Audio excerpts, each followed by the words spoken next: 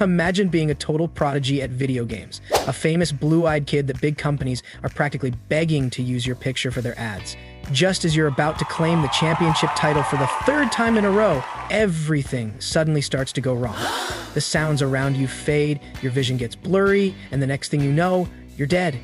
Not from cheating to see the naked body of girl's character, but actually from overplaying video games. However, the real shock comes when a gorgeous Valkyrie shows up, mistaking you for an actual warrior. Instead of letting you be reborn as some random human, or worse, an animal, she's dragging you off to Valhalla. But there's a small problem as you soon find out you're the only normal person among the giant, ugly warriors. The boy's name was Lee Taeho, a typical pathetic loser protagonist in real life who cared about nothing but video games. When those Viking-like warriors heard his name, they found it to be a weird, unusual one. Of course, his name well matched his small body and odd clothing in their opinion. The two Vikings, who had been talking at the same time, suddenly locked eyes, thinking maybe it's just a boobless, ugly girl. However, the bald one immediately started shouting as he recognized the other Viking was the one who had killed him back on Earth. Oh, the not bald guy, however, didn't feel the slightest bit of regret. In fact, he seemed downright proud of it. Their attitudes shifted in an instant, and it looked like they were ready to brawl all over again. Taeho stood there frozen in shock, finding himself in the middle of chaos that unfolded just seconds after being transported to the afterlife. Right then, he realized the Vikings' eyes glowing wildly, showing just how determined they were for a rematch. But then, out of nowhere, they started thanking each other for what they called the great final fight that had allowed them both to end up in Valhalla. The bald Viking scratched his head, wondering how, if he was the one who got defeated and killed, the other guy had also ended up dead and in Valhalla. Turns out, the brown-haired Viking had been taken down by a kid with braided hair who had shouted "Father!" before stabbing him in the stomach. Without no more argument and acting like a couple of long-lost friends, the two Vikings burst into celebration over their honorable deaths. To them, the only thing that mattered was making it to Valhalla.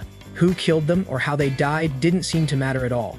The protagonist was standing a little farther away, completely stunned as he watched how unpredictable and moody these guys were.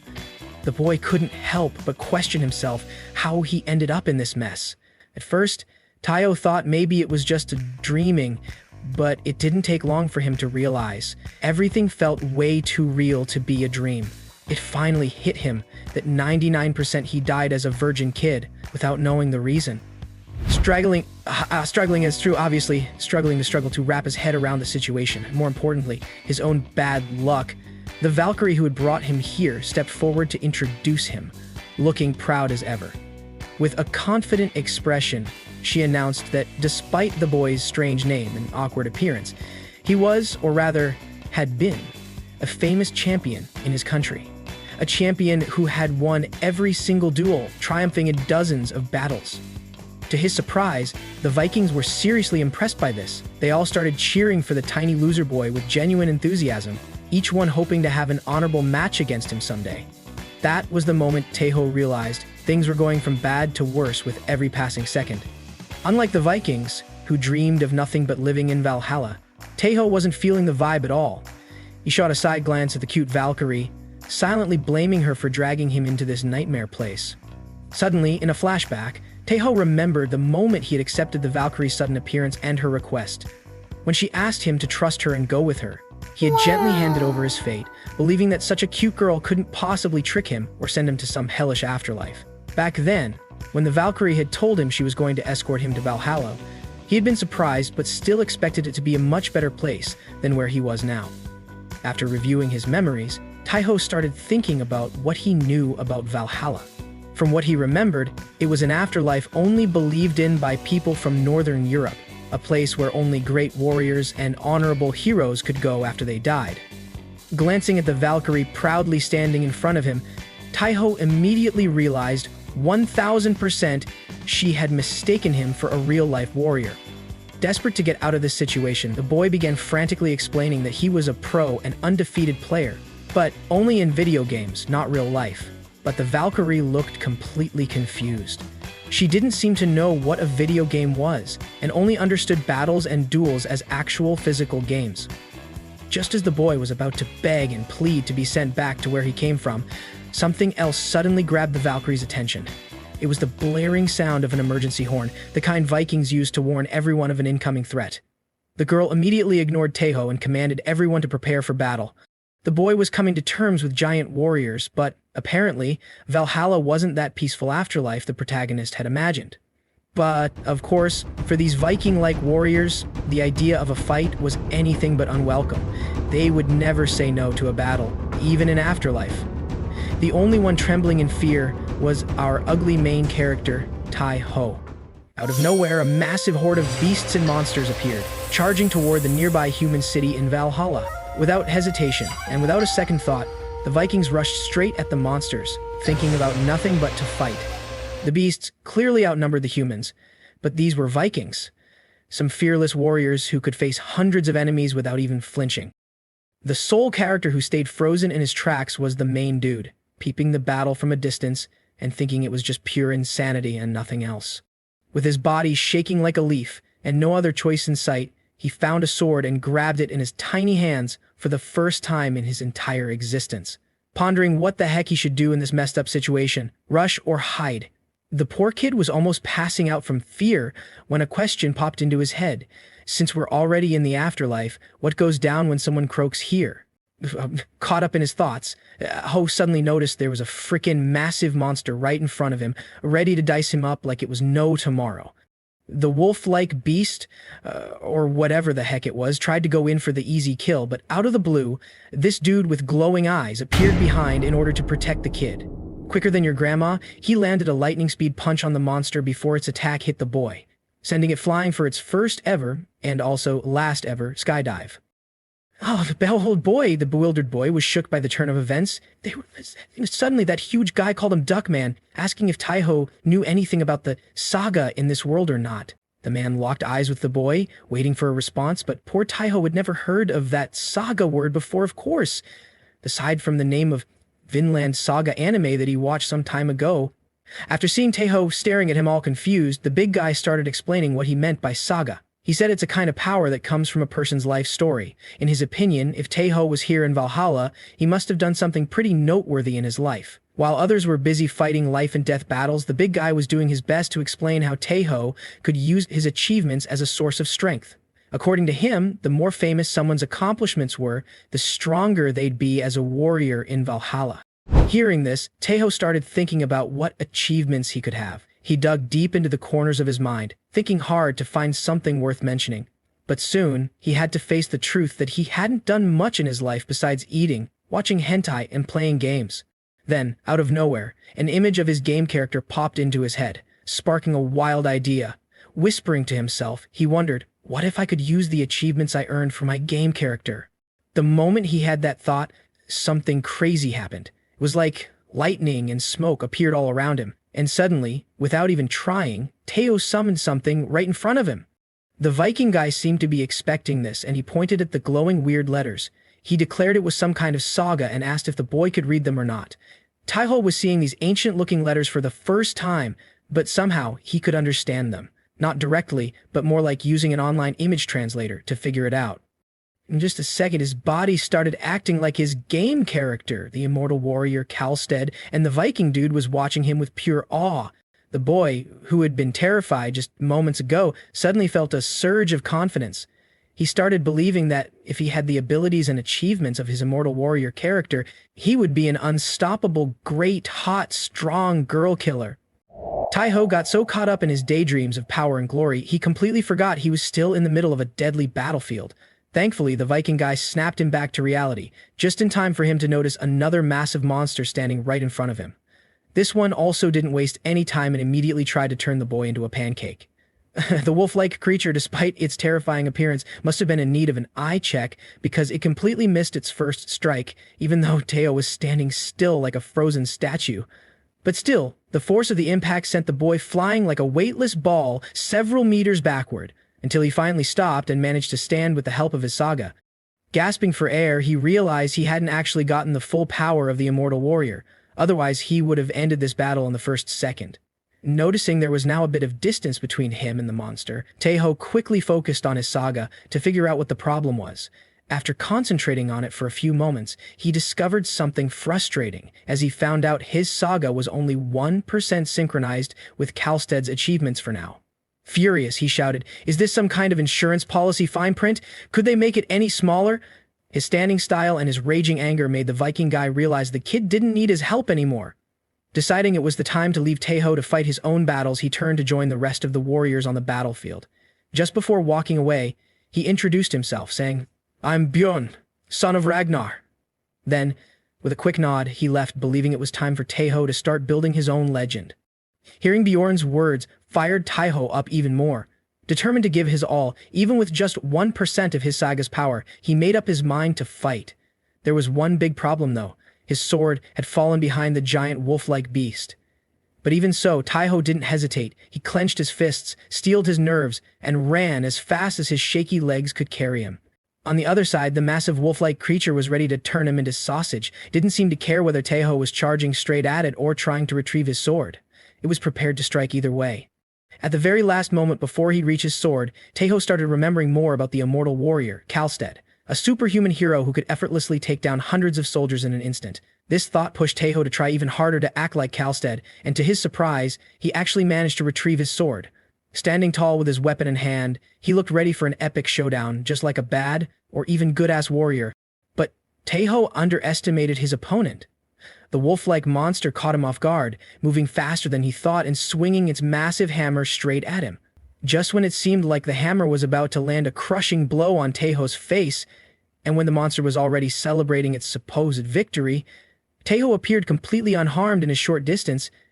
It turned out he had instinctively used his saga's power to dodge the attack at the last possible second. And it worked. He had actually pulled it off. Of course, this only made the wolf even angrier. It roared in rage, its bloodlust growing stronger. Meanwhile, Taeho was slowly getting the hang of his saga and starting to remember some of Kalsten's special moves. One skill in particular stood out in his mind, Kalsten's Storm Strike, a technique that allowed him to move as fast as a storm, tearing through enemy lines with ease. In an instant, Taeho's body began to glow with a wild blue energy. Faster than the speed of sound, he activated the Storm Strike and copied Kalsted's skill perfectly. Before the monster could even react, Taeho had already beheaded it in one clean, flawless move. The boy was moving so fast that he couldn't figure out how to stop even after achieving his goal. Like a complete idiot, he lost control of his balance and started rolling all over the battlefield, ruining his heroic image that he just created. Eventually, Taeho managed to stop by some awkward situation, though he was dizzy and covered in dirt. His eyes were still glowing blue, and he couldn't help but wonder how he had just pulled off Kalsted's skill and somehow done it even better than the legendary warrior himself. It was a weird, but undeniably cool feeling. But shaking off the thought, Taeho got back on his feet. There wasn't time to sit around and be impressed with himself. There were still plenty of ugly enemies out there, and he had to deal with them, preferably without getting himself killed in the process. The chaos of his first wild day in Valhalla eventually came to an end, and night fell over the battlefield. The fighting seemed to be over, and the Vikings, true to their nature, were already celebrating their victory. It was exactly the kind of rowdy, booze-filled party you'd expect from Vikings.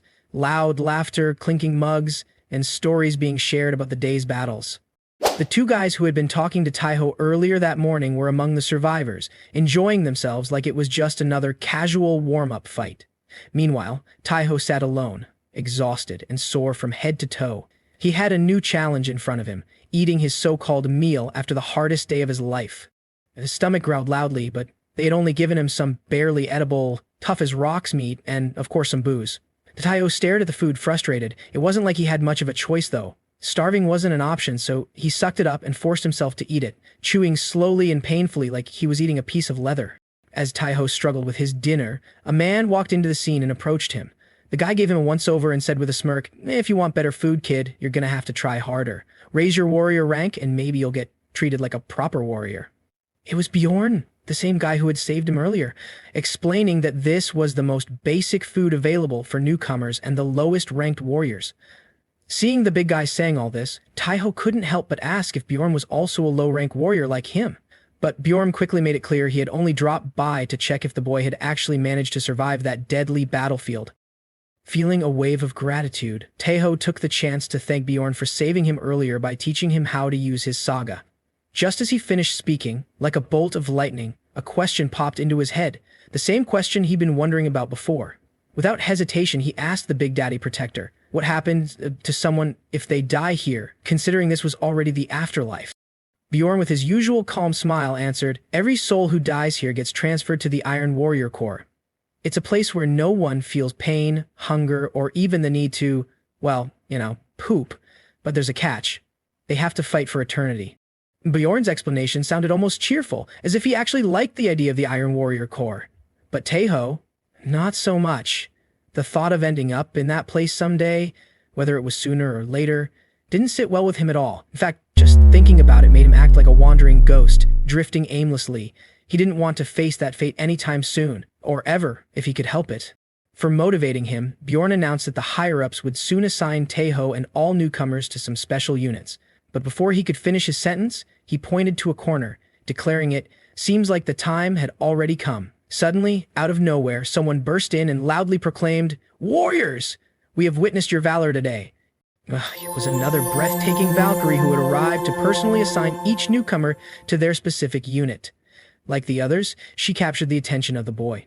As a senior, Bjorn revealed that this Valkyrie was none other than Odin's daughter, the noble Dragonize.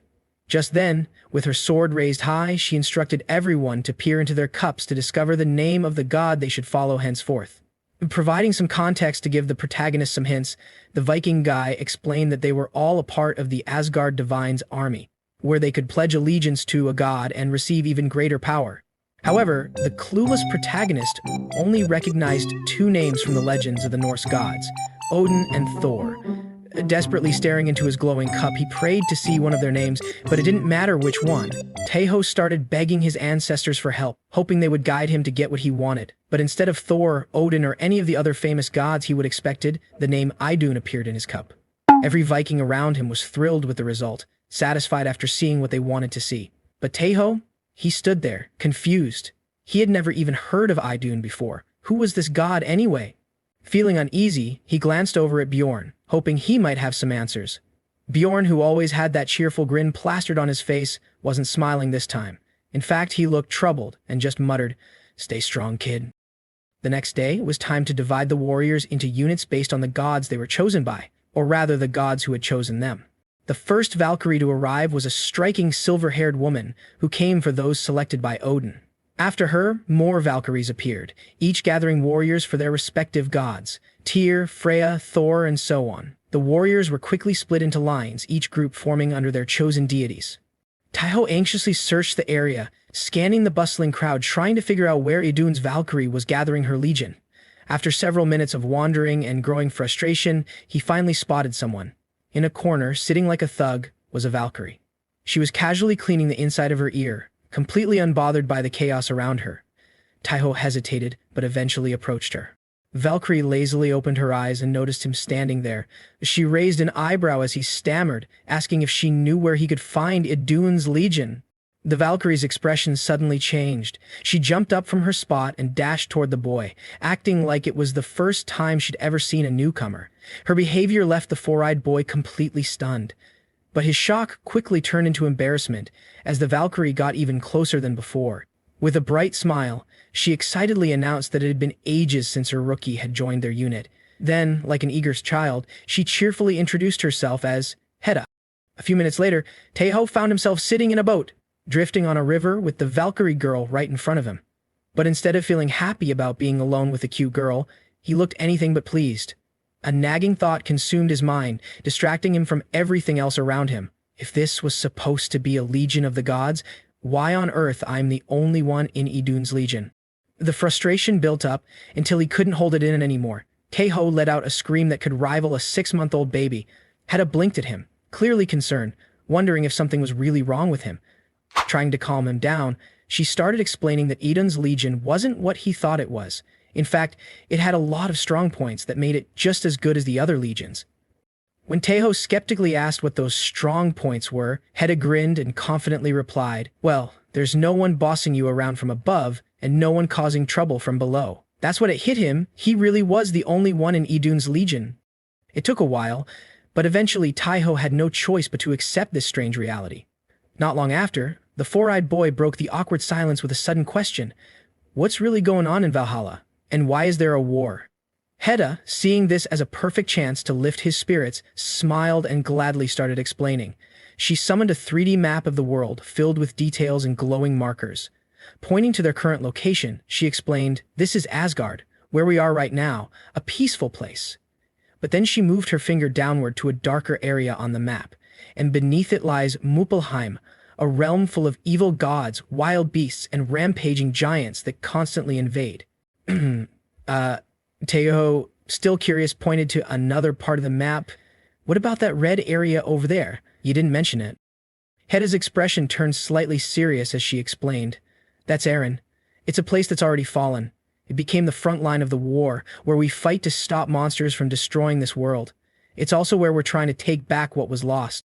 Hearing this, Taiho's eyes widened as something clicked in his mind. He blurted out, "Wait a second. I've played a game with a story just like this. It was about Ragnarok." Heda blinked in surprise, not expecting him to know anything about it, but after a moment she nodded. "You're right. This is Ragnarok. The battle between the gods and their followers against the evil gods, wild beasts and monsters. It's not just about the fate of this world, but countless other worlds that are connected to it." She paused for a moment, her tone growing more somber. They call it the battle to save the world. But honestly, before we can save anything else, it's a fight just to save our lives. Taiho, as clueless as ever, couldn't stop himself from wondering, if it's possible to travel between different worlds, does that mean I could return to Earth and my normal, old life? The thought gave him a flicker of hope, but it didn't last long. Heda snapped him back to reality as she pointed ahead, saying they had arrived at Idun's temple. She kept calling it a goddess's temple, but Taiho thought it looked more like a dark and creepy dungeon.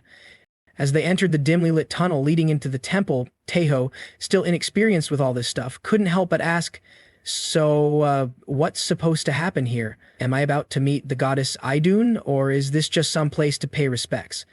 Heda stayed quiet, her footsteps echoing in the tunnel. It wasn't until about a minute later, when they reached their destination, that she finally spoke. They stood before a massive statue of the goddess, with an altar placed in front of it. The altar had a peculiar tree symbol engraved into it.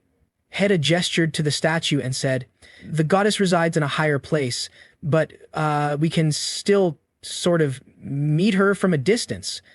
Before Taiho could ask what she meant, she pulled out a golden apple out of nowhere and handed it to him. "Here, take this," she said. "Go stand on the altar and drop it." Taiho stared at the golden apple in his hand, completely baffled. It was the first time he'd ever seen anything like it. Still unsure, but with no other choice, Taiho stepped forward. He stepped onto the altar, the golden apple feeling heavier in his hands than it should. Heda stood a few steps back, watching him carefully. With a deep breath and no more hesitation, Taiho had decided to go for it. Slowly, he let the golden apple slip from his hands and drop onto the altar. The moment the apple touched the ground, the symbols on the altar began to glow. Within seconds, the light grew brighter and wilder, making Taiho feel like he was standing in front of a blazing star.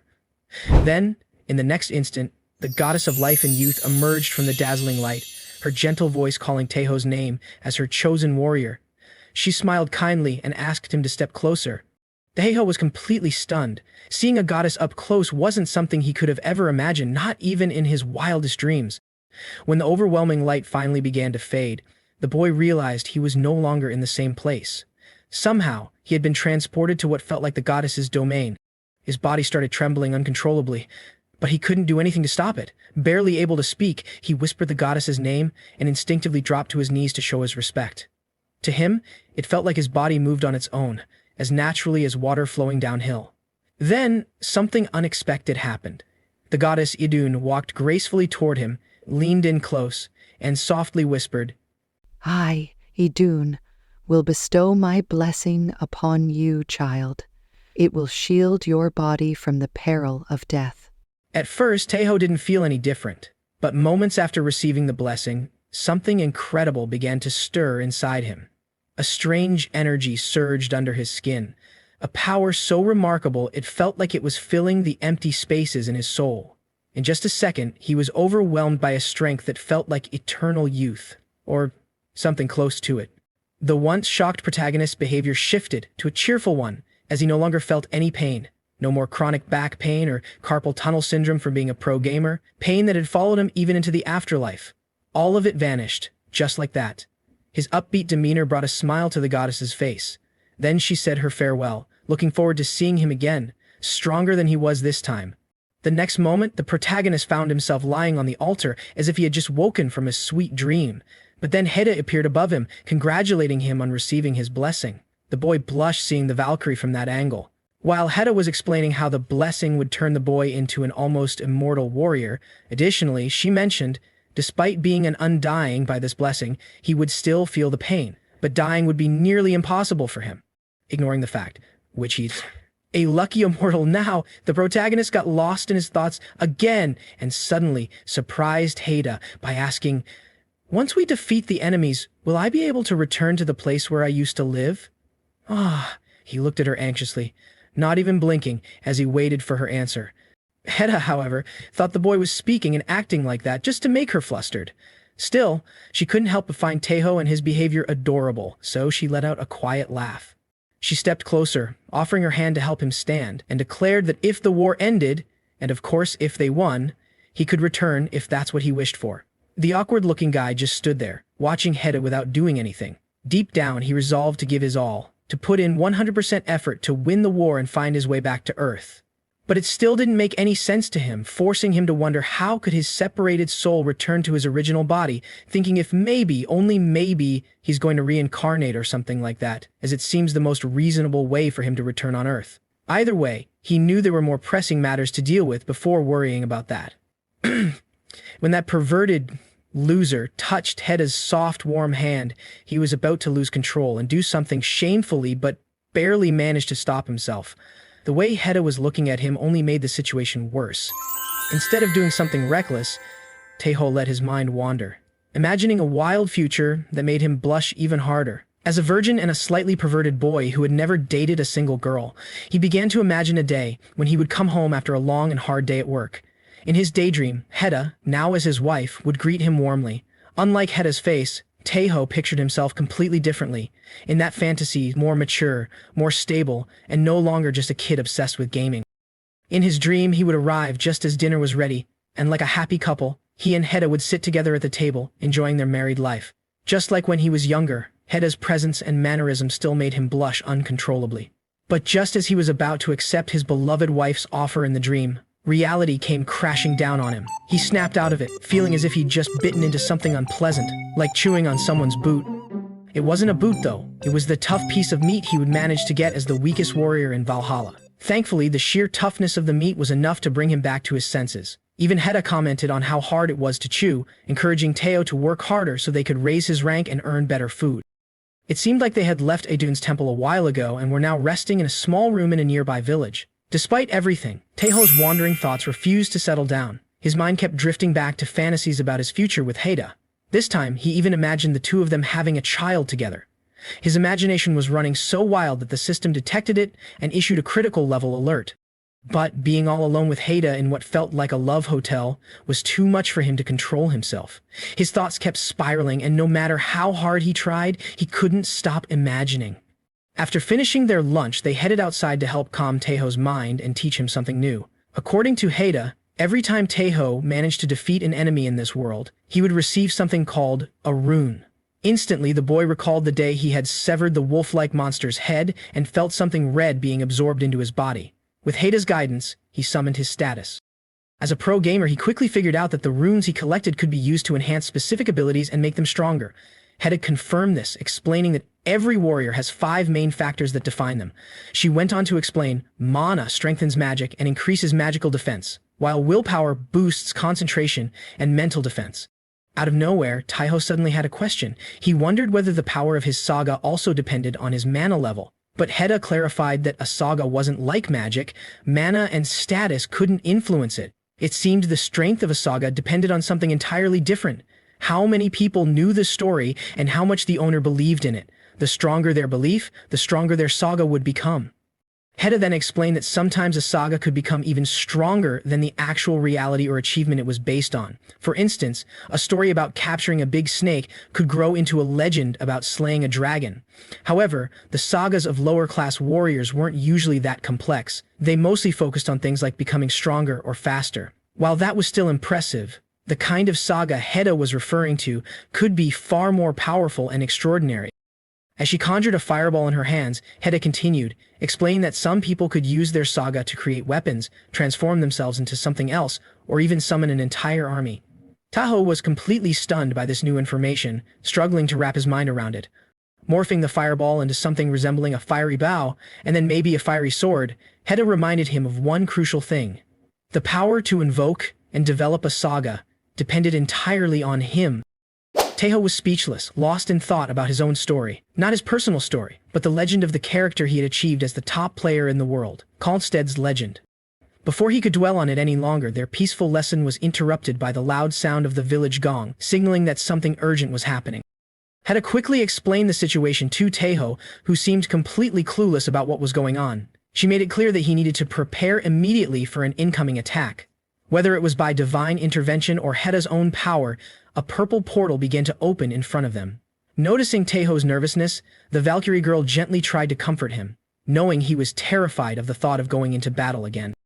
Shortly before stepping into the portal, Taiho showed up, now dressed in his new warrior outfit. But once again he found himself in an awkward situation, sweating and holding his breath, because it was Heda who had helped him change into those clothes. The poor guy was about to pass out from sheer embarrassment, but thankfully, Heda finished her job just in time, and he prepared to head out. Just as he was about to step through the portal, Heda called out his name. Turning around, still flustered, Taiho saw the Valkyrie standing there, this time really acting like a wife he'd dreamed of. With a cute, concerned expression, she told him softly, "Just don't die, please." It was almost too much for Taiho to handle. His wild, inappropriate thoughts were dangerously close to becoming reality. However, determined to appear strong and independent and to reassure Heda so she wouldn't worry, he put on a calm face and reminded her that he had the goddess Idun's blessing, so he wouldn't die so easily. Heda knew that well enough, but deep down she couldn't completely shake off her concern for him. Without wasting any more time, Taiho said his farewells and, like a proper badass hero, stepped through the portal. The very next moment he was stunned. Taking a quick look around, he realized he was surrounded by countless warriors, each one bigger and more intimidating than the next. It only took a few seconds for the panic to set in. Taiho couldn't help but feel overwhelmed by the sheer number of warriors and their imposing appearances. His mind raced, wondering if he'd just stepped straight into the middle of some kind of massive battle. Out of nowhere, someone appeared and greeted Taiho with a slap on his his back, nearly scaring the life out of him and making him feel like he'd just seen all his ancestors flash before his eyes.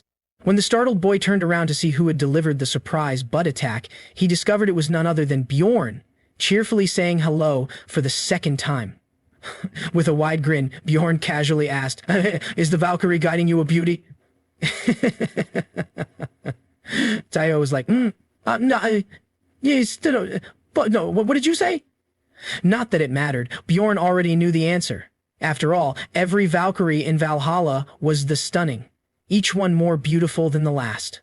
Setting that aside, Bjorn told the nervous-looking Taiho not to waste any time and to hurry up and find his legion. This time, he added, there would be a commander in charge, unlike last time. The next thing Taiho knew, he was standing all alone in his designated legion, surrounded by warriors who were all glaring at him. The commander in charge, a man with a bloody, serious expression, did not seem pleased with the arrangement. He clearly found it strange to see someone as small and inexperienced looking as Taiho standing solo as Idun's entire legion, separate from the others. With a sharp tone, the commander ordered Taiho to move and stand somewhere farther back, behind the other warriors. Taiho shuffled away awkwardly and tried to blend in as best he could. Meanwhile, the commander began rallying the troops, raising their spirits for the coming battle. But before diving into his motivational speech, he introduced himself with a commanding voice. "I am Ragnar." From his new position behind the crowd, Taiho struggled to hear or see what Ragnar was saying. The only part he managed to catch was Ragnar's final announcement: "We will deploy right in the middle of the battlefield." In the blink of an eye, a massive portal opened, and the warriors began following Ragnar toward it, and of course, toward the battlefield. Actually, more than one portal appeared. To transfer everyone as quickly as possible, 8 portals opened simultaneously and the warriors started marching into them. Just before Ragnar disappeared through one of the portals, he shouted, "I will always lead from the front. Just follow me, warriors." That was all it took to ignite their spirits. The warriors erupted into cheers, inspired by his words, seeing them as a mark of honor and bravery. But behind them, Taiho, who was much smaller than the other Vikings, couldn't see anything. Confused and too short to catch a glimpse of what was happening, he wondered what all the yelling and shouting was about. Meanwhile, on the other side of that world, a fierce and deadly battle was raging. A large group of warriors and monsters clashed violently, and it seemed the warriors were about to be outnumbered. Just when things were looking grim, one of the portals opened right behind them. The sight of reinforcements boosted their morale instantly, filling them with renewed hope that victory might still be possible. But before they could celebrate, something else grabbed their attention. A loud, bone-chilling howl echoed through the air, silencing the battlefield for a moment.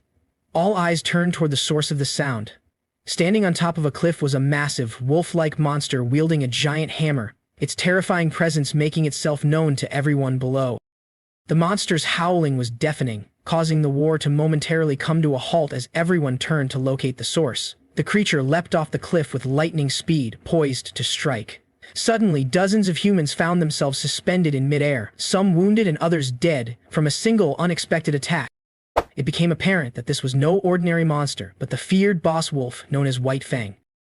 The ground beneath White Fang was cracked after its strike, and numerous warriors encircled the massive wolf in a second. Despite outnumbering the boss, some of the warriors were terrified by its towering height, estimated to be around 4 or 5 meters. More portals started materializing, one after another, grabbing White Fang's attention. Before the figures fully appeared, their voices rang out, reverberating through the air. It was at that moment Ragnar chose to emerge, urging everyone to charge forward without hesitation. However, none of them were prepared to face such a colossal boss, leaving them speechless as they gazed upon it. The situation took a turn for the worse when the boss warmly welcomed them by wielding a massive hammer, larger than any they had ever seen. Regrettably, Ragnar, along with many others, was sent flying by the force of the wolf's hammer. Taiho, the last one to enter the portal, was also the last to emerge, finally catching a stroke of luck. He remained stoic as he locked eyes with the imposing boss, even as it approached him in a boisterous greeting. His mind was fixated on one thought. "Which one of you bastards opened the portal here, you ugly musclehead idiot son of goblins?" The wolf boss stood in front of him, ready to slaughter everything in sight. At that moment, Taiho realized he was the only one who could take down that giant beast, believing he couldn't rely on the other low-level warriors in this fight. It felt like a one-on-one fight, with a few annoying distractions in between. While facing the wolf boss, Taiho forced himself to recall a useful game strategy that might work in this situation. The boss made its move, raising its hammer high into the air. In that split second, Taiho figured out the first thing. Against that heavy, deadly hammer, his small wooden shield was completely useless. Without hesitation, he ditched the worthless shield. The second thing he realized was that he needed to get faster and fast. To make that happen, he used all of his earned runes to boost his agility. It was only 5 runes, but it was all he had, and it was better than nothing. Before he could do anything else, the hammer was already coming down, ready to crush him. But this time, after upgrading his agility, Taiho could clearly see the hammer's movements. Thanks to that, he managed to dodge the attack just in time, avoiding becoming a bloody pancake. The crowd watching was stunned by how Taiho had evaded the attack, but their excitement didn't last long. The boss immediately launched another sudden attack, sending some of them on a VIP express route to meet Ragnar. The boss didn't seem too interested in focusing all its attention on one small annoying boy. Instead, it started swinging its hammer around like a crazy guy, trying to smash every human in its path. At that moment, the protagonist realized 2 things. First, he needed to put some distance between him and the boss, and second, just dodging its attacks wouldn't be enough to take it down. The best strategy that popped into his head was to aim for the boss's legs to slow it down and deal some damage. But before Taiho could even share his idea, one of the Vikings started shouting, urging everyone to attack the wolf boss's legs. As a result, most of them charged in all at once, swinging their weapons and aiming for the boss's legs. Taiho didn't join them though. He stood back, watching and hoping this plan might actually work. Unfortunately, the next moment proved otherwise. Most of the Vikings were wiped out by yet another devastating hammer swing, sent straight to meet their commander Ragnar in the afterlife. Their brave efforts and sacrifices weren't completely in vain though, as it made Taiho quickly realize that aiming for the wolf boss's legs wasn't the brightest idea after all. Once again, the boss turned its attention back to him. Taiho braced himself, his mind racing for a solution. This time, the only thing he could think of was using his Saga, the same technique he had used the other day against that regular wolf monster. Now more determined than ever, he leapt into the air with lightning speed, narrowly avoiding the boss's next deadly strike. He moved so fast that the wolf boss completely lost sight of him, its massive head turning left and right as it scanned the battlefield, trying to figure out where the boy had disappeared. Taiho hung mid-air for a split second, adrenaline pumping through his veins, realizing this might be his best shot at turning the tide. In mid-air, Taiho's mind was focused on one thing: surviving this battle no matter what. What pushed him forward was the image of Heda, who had told him just before he left not to die. That memory brought back her advice from training earlier that day. The power of his saga depended entirely on him. Suspended in the air as if time had stopped, Taiho started thinking about the only saga he knew, the one he had just used. His thoughts raced, wondering how he could push it further, make it stronger. Then, in a moment of desperation, a crazy idea popped into his head. What if I could kick the air to leap even faster? It sounded absurd, but he decided to try it anyway. To his shock, it actually worked. Taiho kicked the air and shot forward like a missile. His speed skyrocketed, so much so that his face muscles couldn't even keep up with the force. In the blink of an eye, he found himself hurtling toward the wolf boss's big, ugly head. It all happened so fast that the boss didn't even have time to react.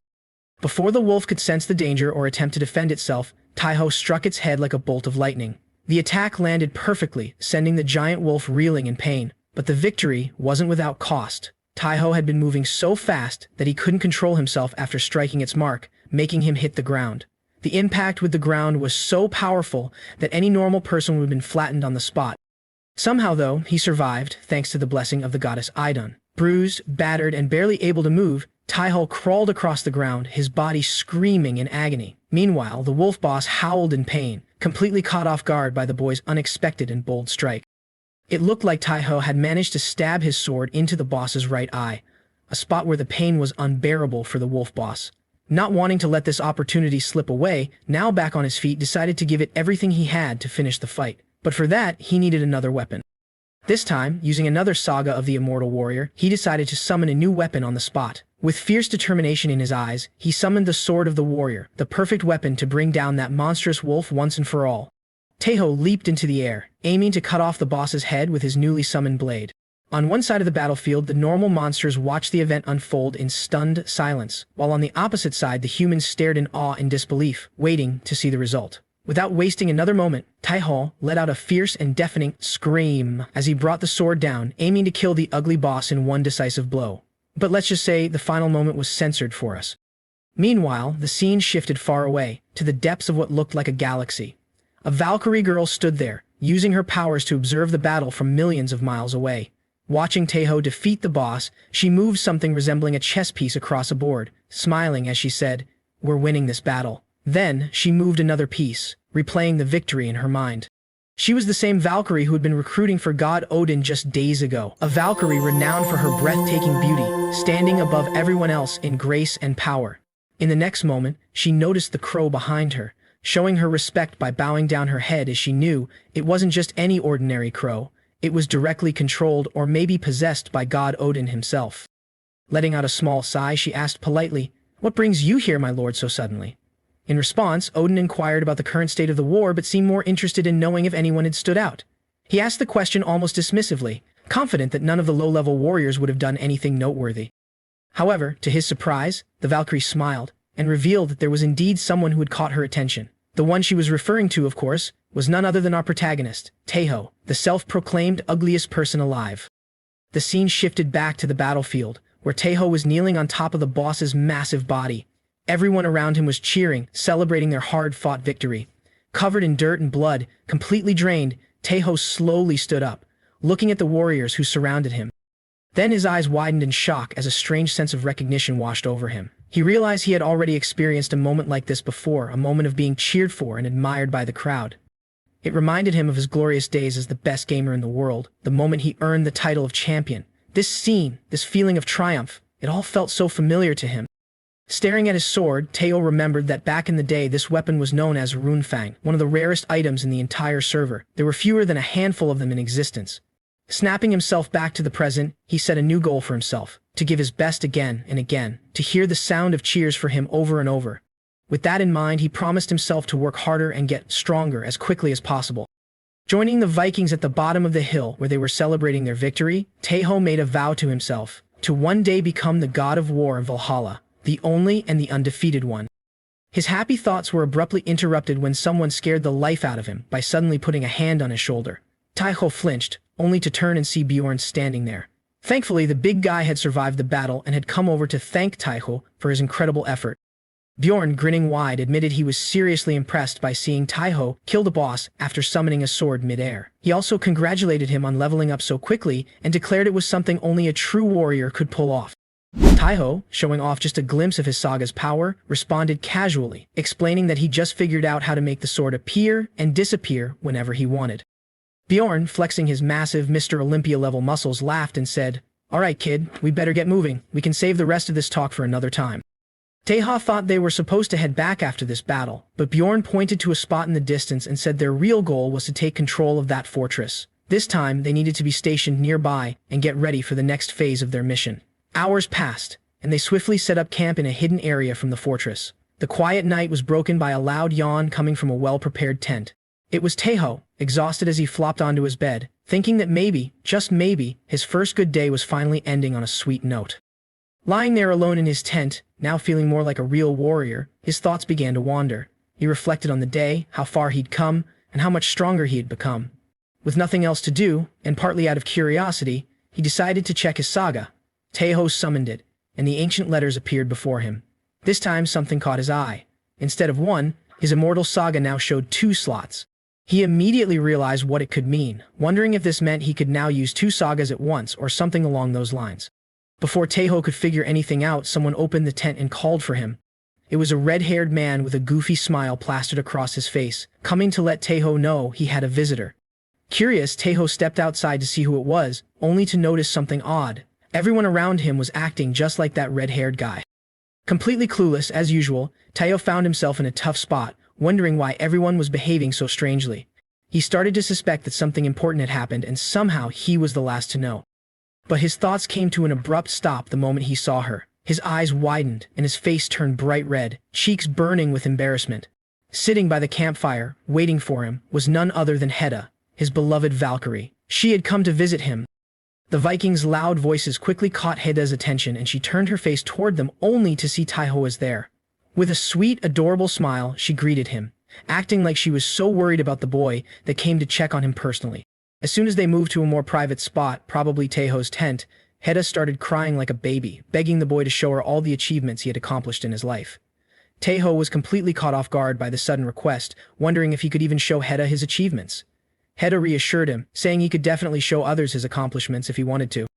So the boy did as she asked. He showed her every single one of his achievements, defeating an orc warlord boss, killing an ogre lord, conquering the giant hill, rescuing a princess, and so many other incredible feats. Heda's expression quickly turned into a disaster. Sweat poured down her face as she stared at each of these godlike accomplishments Taiho had supposedly done. Then, without warning, she dropped to her knees and bowed before him, apologizing profusely for not recognizing such an amazing person and for acting so arrogant and overconfident around him. Taiho was completely thrown off by her sudden behavior. He wanted to explain that she had it all wrong, but her cuteness, especially while panicking and crying, totally distracted him. After watching her for a while, Taiho finally gathered himself and started explaining the misunderstanding. He calmly told Heda that all the achievements she had seen weren't actually his. They belonged to his character in a game he used to play when he was alive. Knowing that Heda had no concept of games or modern technology, Taiho tried his best to explain. He said that most games are kind of like virtual reality, where people can do all sorts of things without ever actually harming themselves. But Heda still looked confused. She understood parts of what he was saying, but not all of it. Trying to make sense of it in her own way, Heda eventually said that whether it was reality or virtual reality, those achievements could still be considered his, and they were truly amazing in her eyes. Taiho was surprised and impressed by Heda's perspective. For a second, he even wondered if he could think of video games as a kind of sport, where his character's accomplishments might count as his own. But deep down, he had a hard time convincing himself to fully accept that idea. After they both calmed down, their conversation shifted to the topic of sagas.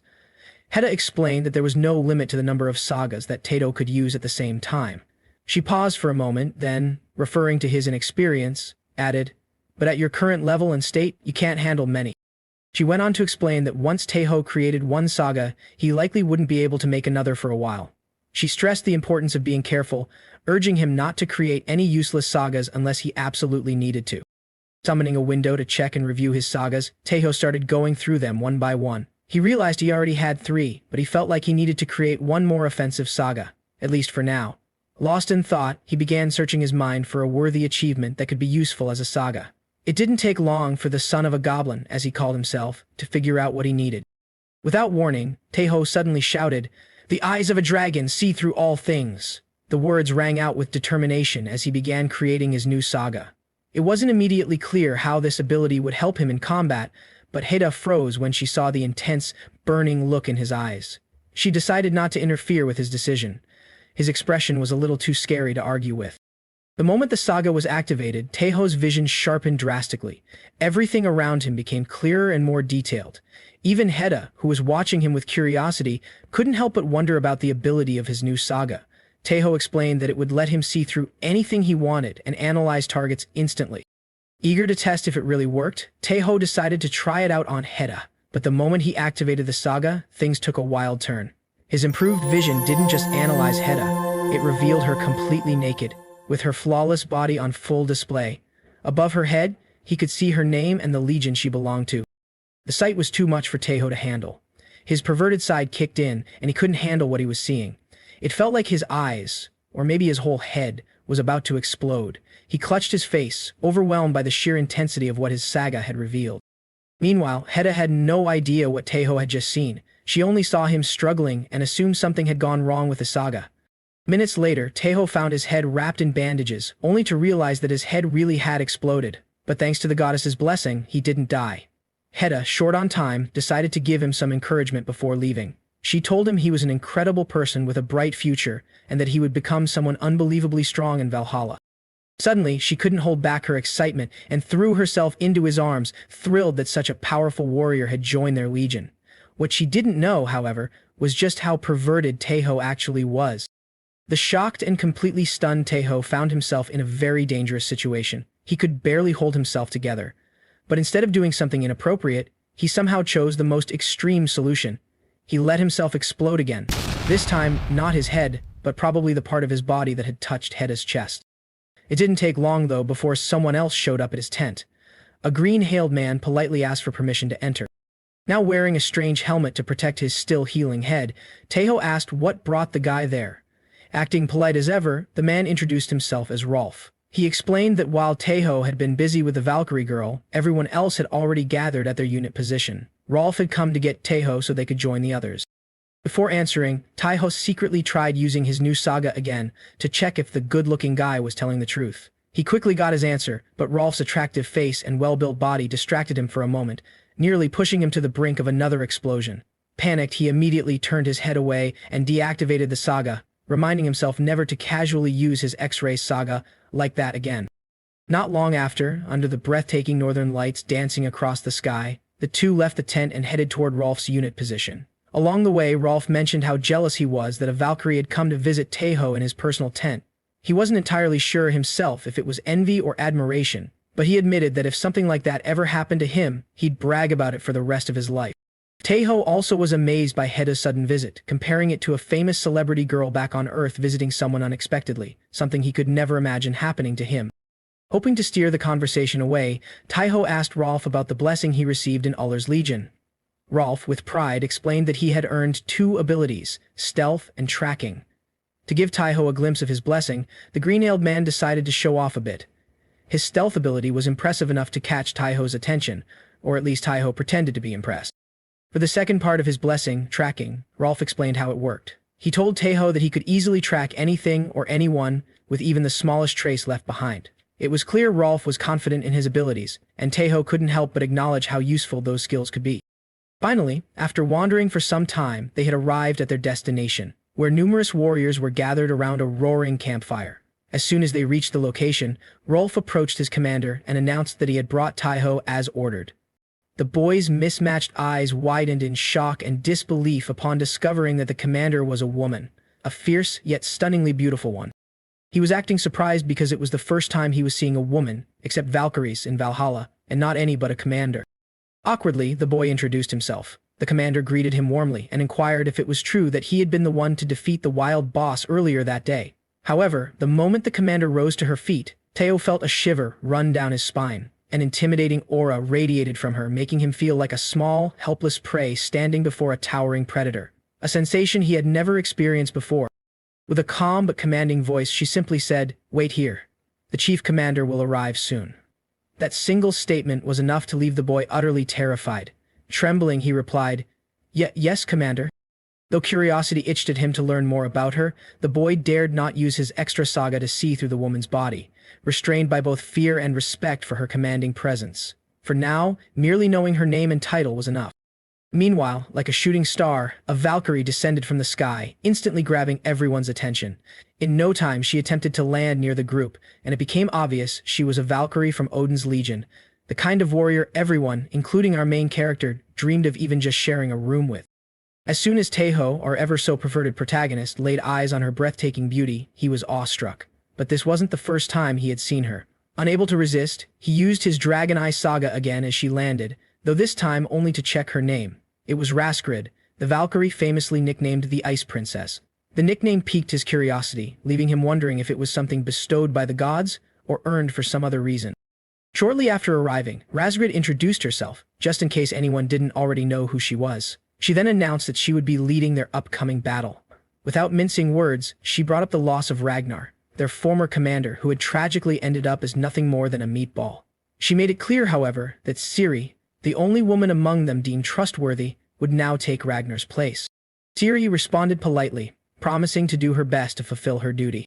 Not long after, Rasgrid raised her hand and summoned a golden scroll out of thin air, a scroll that contained a message straight from Odin himself. The Valkyrie began reading the message aloud to everyone. Odin expressed his admiration for their remarkable efforts and announced that rewards would be given to those who had made significant contributions. Naturally, the one Odin was referring to was Taeho, who stood frozen like a statue, his eyes unblinking as he listened intently to every word Rasgrid was about to say. According to the Valkyrie, Odin had decided to reward the boy with a pouch of gold, a rune, and something else that wasn't even worth mentioning, all for defeating the boss single-handedly. In that moment, Taeho was overwhelmed with emotion, but he chose to keep it hidden, not letting a single hint slip until the very end. The thought of becoming famous after this danced in his mind, but before he could dwell on it further, someone interrupted Rasgrid's speech, exclaiming, "Isn't he the same guy who was visited by a Valkyrie just hours ago?" This revelation sent the Vikings into a frenzy, shouting and cheering for Taeho. For them, being visited by a Valkyrie was an honor far greater than slaying a powerful boss. Their excitement quickly turned to envy, with many unable to hide their jealousy over the boy's extraordinary fortune. Taeho stood frozen in place, stunned by their reaction. He couldn't help but wonder what was more important, defeating a boss single-handedly or being visited by a Valkyrie. At that moment, Rasgrid commanded silence, her voice sharp and authoritative.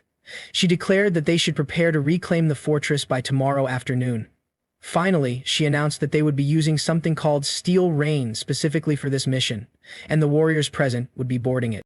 The announcement seemed to reignite the Viking spirits as they cheered enthusiastically, clearly thrilled by the idea of Steel Rain. Taeho, on the other hand, was clueless, as usual.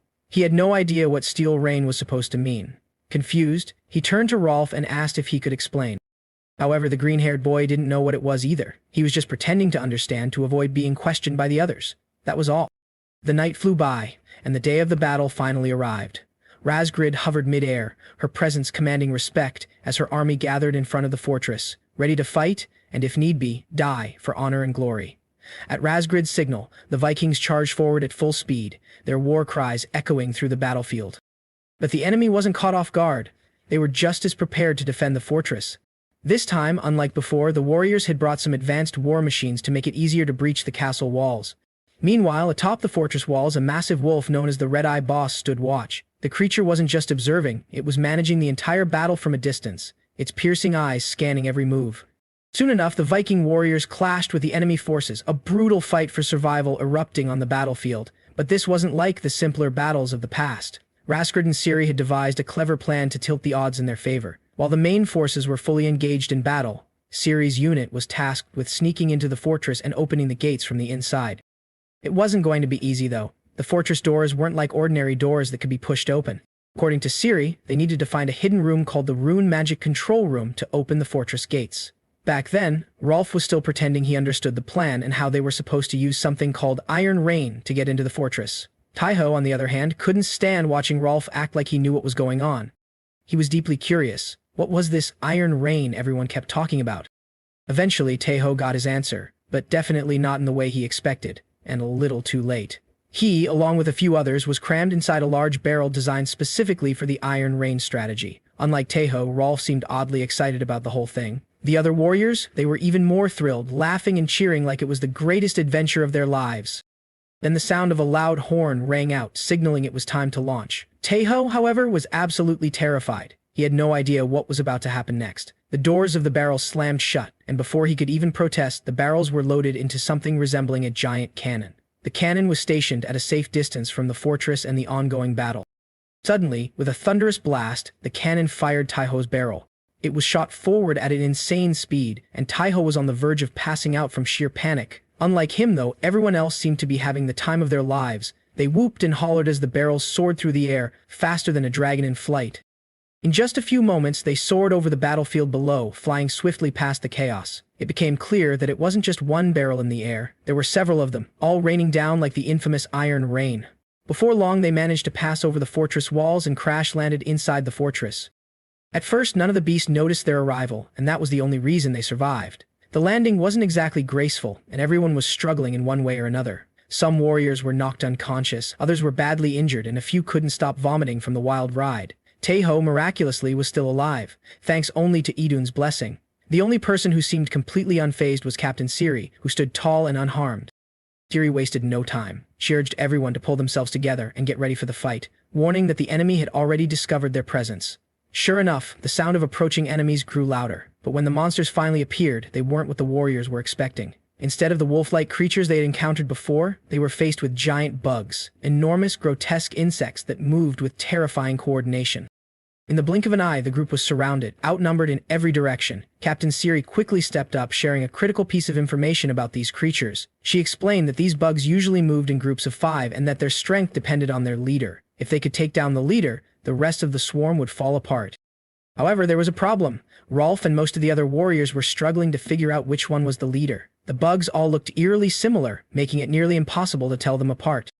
This was Taiho's moment to shine. The boy quickly realized he could use his newfound Saga to help identify the bug's leader. Without hesitation, he activated his Dragonize Saga, and to his relief, it actually worked. While everyone, even Captain Siri, was struggling to deal with the swarm of bugs, Taiho shouted that he could pinpoint their leaders using his Saga. Before he could even finish his sentence, Siri dashed toward him. In one swift move, she grabbed him and secured him on her back, catching Taiho completely off guard. His mind, predictably, wandered to some less than appropriate thoughts, even in the middle of the chaotic battle, but Siri wasn't having it. She barked at him to focus and start pointing out the bug's leaders with his finger. That was when Taiho realized he needed to snap out of it. This wasn't the time to get distracted by his own ridiculous thoughts. Shaking off his embarrassment, he began pointing out the leader bugs one by one. Siri and the other warriors wasted no time, taking down each leader as quickly as they could. The teamwork was effective, and the tide of the battle began to shift in their favor. Even though Taiho knew it wasn't entirely necessary for them to stay so physically close, he decided to go with it. He let Siri handle the movement and combat while he focused on identifying the targets. As the number of bug leaders dwindled, the other warriors became more motivated than ever. Seeing how easily the leaders were being taken down, their confidence soared. But if anyone was enjoying the battle the most, it was Taiho. For a boy like him, this was beyond ideal. He didn't have to fight directly. All he had to do was point at targets, and to top it off, he was riding on the back of a cute girl. It didn't take long for the surrounded warriors to turn the tide of the battle. Thanks to Taiho's help, they quickly gained the upper hand and slaughtered most of the massive bucks. The few remaining creatures, after witnessing the devastating defeat of their comrades, decided to retreat, scattering in all directions to save themselves. The battle ended much faster than anyone could have expected and, remarkably, with no casualties. All credit went to Taiho for his role in identifying the leaders. However, there was little time to celebrate or rest. Before they could even catch their breath, the sound of a horn echoed across the battlefield. A new swarm of monsters was already rushing toward them, their numbers even greater than before. Seeing how dire the situation was becoming, Siri quickly made a decision. She ordered Rolf to assemble a small, separate unit and head to the Rune magic control room to complete their mission. Rolf hesitated. As someone who was deeply infatuated with Captain Siri, the thought of leaving her behind didn't sit well with him, but at the same time, he couldn't bring himself to disobey her orders. Wanting to prove himself, he reluctantly agreed to do as she commanded. Despite her apparent enjoyment of keeping Taiho close during battles, Siri instructed Rolf to take him along on the mission. Referring to Taiho as the warrior of Idun, Siri wished him good luck and expressed hope that they would meet again soon. She also asked Rolf to take good care of him. In response, Taiho put on his most dependable face and confidently declared that he would do his best to fulfill the mission. Within minutes, Rolf managed to gather a small unit of 4 warriors, including Taiho. Though the situation was tense, Taiho couldn't help but feel a sense of pride. This was his moment to prove he could be more than just someone relying on Idun's blessings. He could be someone dependable, someone who could make a real difference. Suddenly, Rolf grabbed Taiho's arm in an unexpected move and pulled him closer. "You need to stick with me," he said firmly. Without waiting for a response, Rolf activated his stealth skill. In an instant, all of them disappeared under the effect of some kind of cloaks, rendering them invisible. While the rest of the battlefield was consumed by chaos, with warriors and monsters locked in combat, Rolf's group quietly slipped away. Moving carefully and unnoticed, they made their way toward the fortress wall. Rolf, having memorized the entire fortress map beforehand, knew exactly where to go. He had also been briefed about a hidden door in the area that would lead them inside. Once they reached the wall, Rolf began pressing the stones on the surface one by one, his movements precise and deliberate. It didn't take long before one of the stones clicked, acting as a hidden key. Just as Rolf anticipated, a hidden underground passage revealed itself, the door sliding open silently. Without wasting a moment, the group stepped inside, knowing this path would lead them to the Rune magic control room, a critical step to opening the fortress gate. The air quickly grew colder as they descended into a dark tunnel. The only source of light was a lone torch mounted on Rolf's hand, flickering flame barely bright enough to illuminate their path. They moved cautiously in a single file, the silence around them almost deafening. For the most part, they had no trouble navigating, except for Taiho.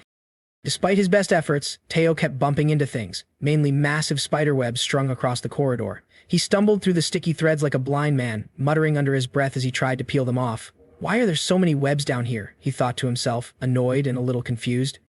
The only explanation that came to mind was that this tunnel hadn't been used in a very long time. That would explain the thick webs clinging to every corner and their increasing frequency as they ventured deeper. Taiho shook off another sticky strand and kept moving, determined not to fall behind. The group pressed on, their footsteps echoing faintly in the narrow passageway.